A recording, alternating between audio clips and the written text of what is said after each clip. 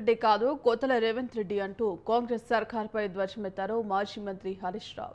సంగారెడ్డి జిల్లా జన్నారం మండలంలోని అంబేద్కర్ చౌరస్తా వద్ద బీఆర్ఎస్ ఆధ్వర్యంలో మహాధర్నా నిర్వహించారు. దేవుళ్ల మీద ఒట్టు పెట్టి మరీ రైతు భరోసా ఇస్తానని చెప్పి ఇప్పుడు మాట తప్పారని మండిపడ్డారు. రాష్ట్ర వ్యాప్తంగా లక్షల మంది రైతులకు రైతు భరోసా కోత పెట్టారని తక్షణమే రైతు భరోసా నిధులు విడుదల చేయాలని డిమాండ్ చేశారు. ఆయన ఇంటి పేరు యనుమల రేవంత్ రెడ్డి అంటారు. కానీ నాకు అనిపిస్తుంది ఆయన యనుమల రేవంత్ రెడ్డి కాదు, కోతల రేవంత్ రెడ్డి. ఏ పథకం చూడు కోత పెట్టుడే. అరే కేసీఆర్ గారు ఉండంగా పంటకు రైతు బంద్ వేసిండు. నీకు ఓఆర్ఆర్ లోపల ఉంటే అయ్యా, రంగారెడ్డి జిల్లాలకు అయ్యా, మేడ్చల్ జిల్లాలకు బంద్ పెడతా, పటాన్ చెరువులకు ఎగబెడతా ఇట్లా అన్నాడు ఆ కేసీఆర్ ఎప్పుడన్నా?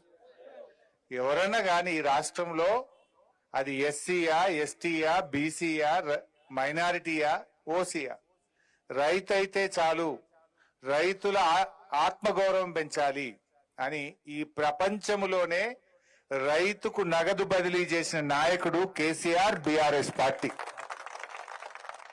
రేవంత్ రెడ్డి వచ్చినాక ఇప్పుడు ఏమంటుండు, నేను పటాన్ చెరువు మీద, ఆయనకు నాకైతే అర్థం కాలేదు, పటాన్ చెరువు మీద ఎందుకు పగబట్టిండో నాకు అర్థమైతలేదు రేవంత్ రెడ్డికి. ఏం అన్యాయం చేసింది నీకు పటాన్ చెరువు? ఇవాళ పటాన్ చెరువు మీద పగబట్టినావు, రంగారెడ్డి జిల్లా మీద పగబట్టినావు, మేడ్చల్ జిల్లా మీద పగబట్టినావు. ఈ ఓఆర్ఆర్ లోపల ఇప్పుడు 2 లక్షల ఎకరాలకు రైతు బంధు ఎగబెడతా అంటుండ్రు. 2 లక్షల ఎకరాలకు రైతు బంధు కోత పెట్టిండు. మన పటాన్ చెరువు నియోజకవర్గంలో 22,000 మంది రైతులకు ఇవాళ రైతు బంధు ఇస్తలేడు. 22,000 మంది రైతులకు ఇవాళ రైతు బంధు అని మోసం చేస్తుండ్రు రేవంత్ రెడ్డి. కేసీఆర్ 10 ఇచ్చిండు, నేను 15,000 ఇస్తా. కేసీఆర్ ₹1,00,000 ఇచ్చిండు, నేను తులం బంగారం కలుపుతా. కేసీఆర్ 2,000 పింఛన్ ఇచ్చిండు, నేను 4,000 ఇస్తా. ఆశ చూపించిండు, అరిచేతిలో వైకుంఠం చూపించిండు. ఇప్పుడేం చేస్తున్నాడు రేవంత్ రెడ్డి వచ్చినాక?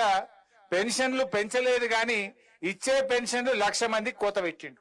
1,00,000 మందికి పెన్షన్ బంద్ అయింది ఇప్పుడు రేవంత్ రెడ్డి వచ్చినాక. పెన్షన్లలో కోత, కరెంటులో కోత, కేసీఆర్ కిట్లో కోత, ఇవాళ న్యూట్రిషన్ కిట్ లో కోత, విద్యార్థుల ఫీజు రియంబర్స్మెంట్ లో కోత, రైతు బంధుల్లో కోత, ఏది చూసినా కోతలే పెడుతుండ్రు. రుణమాఫీ అన్నాడు, మీరందరూ చూసిండ్రు. ₹7 అమ్మవారి మీద ఒట్టు పెట్టిండు, యాదగిరి లక్ష్మీ నరసింహస్వామి మీద ఒట్టు పెట్టిండు, మన మెదక్ చర్చి మీద ఒట్టు పెట్టిండు. 15 ఆగస్టు లోపల రుణమాఫీ చేస్తా అన్నాడు. అయిందా రుణమాఫీ? ఇలా రుణమాఫీ కాని వాళ్ళు చేయలేవట్టుగా ఇలా సగం మందికి రుణమాఫీ కాలే. నీకు కూడా కాలేదా? మా ప్రభాకర్ కూడా కాలేదట. అయితే ఇవాళ చెప్పింది ఏంది ఆ రోజు? ఒక్క ఏడాది కడుపు కట్టుకుంటే 42,000 కోట్లు వస్తాయి, ఒక్క ఏడాది కడుపు కట్టుకుంటా 42,000 కోట్ల రుణమాఫీ చేస్తా అన్నాడా? మరి ఇప్పుడు చేసింది ఎంత? చేసింది 40 పైసలు, ఎగబెట్టింది 60 పైసలు. 20,000 చేసినా అంటుండు, కానీ రైతులకు పడ్డది 15,000-16,000 కూడా దాటలే. చెప్పిందేమో 41,000 42,000 కోట్లు, పడ్డాయేమో 15,000-16,000 కోట్లు. అంటే ఇప్పుడు రేవంత్ రెడ్డిని అడుగుతున్నా, నువ్వు కడుపు కట్టుకోలేదా? మరి ఎందుకు రైతులకు పూర్తి రుణమాఫీ చేయలేదో సమాధానం చెప్పాలి. అసలు నువ్వు ముఖ్యమంత్రివా? ఆ కుర్చీ ఇజ్జత్ తీయబట్టివి. ఏం చెప్పిండు మీరు టీవీలో చూసిండ్రు? 2 లక్షల మీద ఉన్న వాళ్ళు కట్టుర్రి, నేను క్షణంలో వేసి పాలెత్త పైసలు, ఒకటే క్షణం. 2 లక్షల మీది కట్టుర్రి, మీరు కట్టంగానే మీ మీది రుణం 2 లక్షలు మాఫీ చేస్తా అన్నాడా లేదా?